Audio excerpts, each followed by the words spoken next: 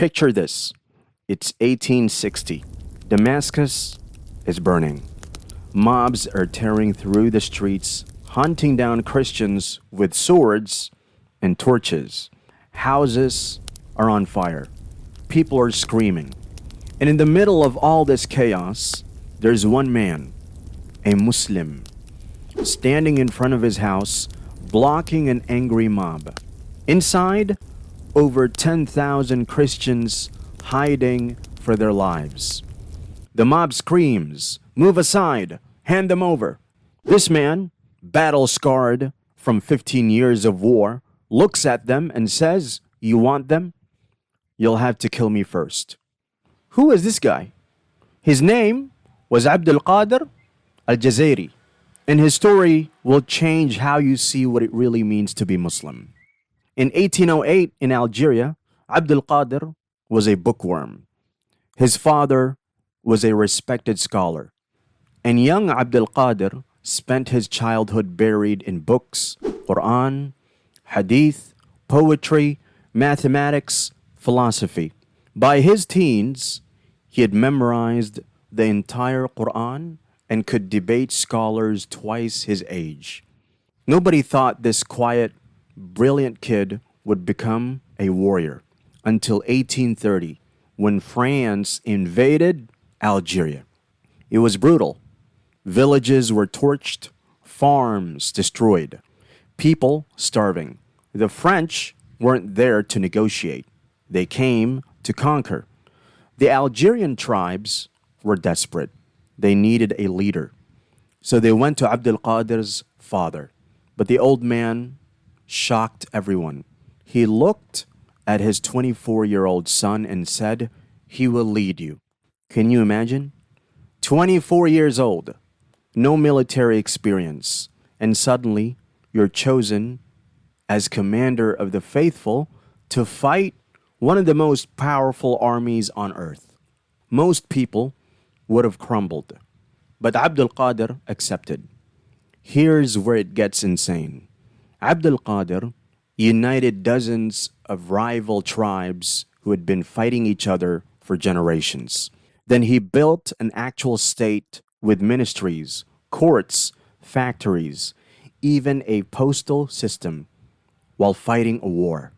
The French thought they'd crush him in weeks. Instead, he frustrated them for 15 years using guerrilla tactics.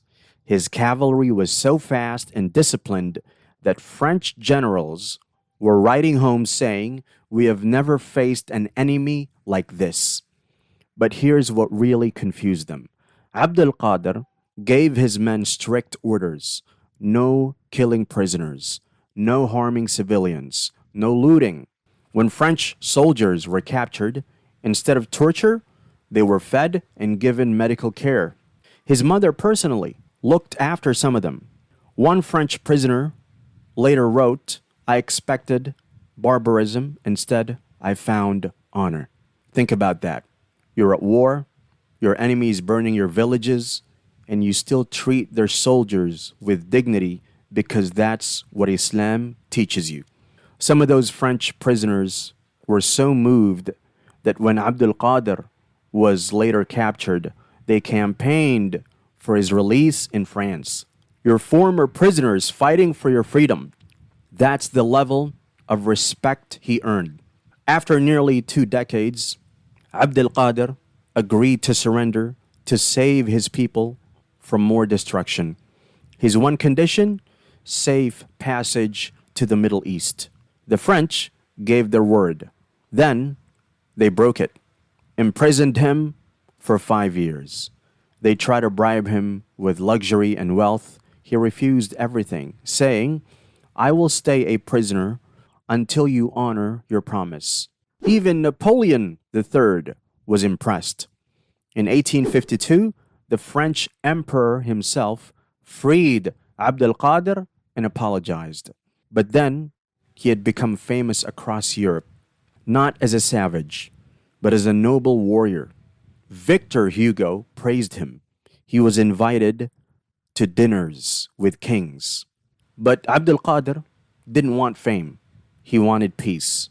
So he moved to Damascus, settled down, and started teaching Islam. His war days were over, or so he thought. July 1860, riots exploded in Damascus. Mobs started attacking Christian neighborhoods. Churches burned. Families were dragged from their homes and murdered. Within days, thousands of Christians had been killed. Abdelkader, now in his 50s, heard what was happening. He didn't hesitate. He grabbed his sons and guards and rode straight into the violence, shouting for Christians to come to his house. You'll be safe here. Word spread fast. Christians fleeing the mobs ran to his home. Hundreds, then thousands. His house overflowed, courtyard gardens, every room packed with terrified families. The mob found out. They surrounded his house with torches and weapons, demanding he hand over the Christians. Abdelkader walked out to face them. This was the moment.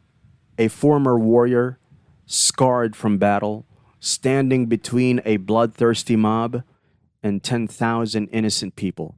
He didn't beg. He told them straight. The Christian I fought in Algeria were invaders. These people are innocent. They are my guests. They are under my protection, and you will not touch them while I am alive. The crowd froze. This was Amir Abdelkader, a legend who had fought the French for 15 years and never lost his honor. Even the angriest couldn't challenge him. They backed down. For days, Abdelkader sheltered, fed, and protected those Christians. When the violence ended, he personally escorted them to safety. Over 10,000 lives saved. Because one Muslim stood up and said, "Not on my watch." News spread globally. The Pope sent him a personal letter. Queen Victoria sent gifts.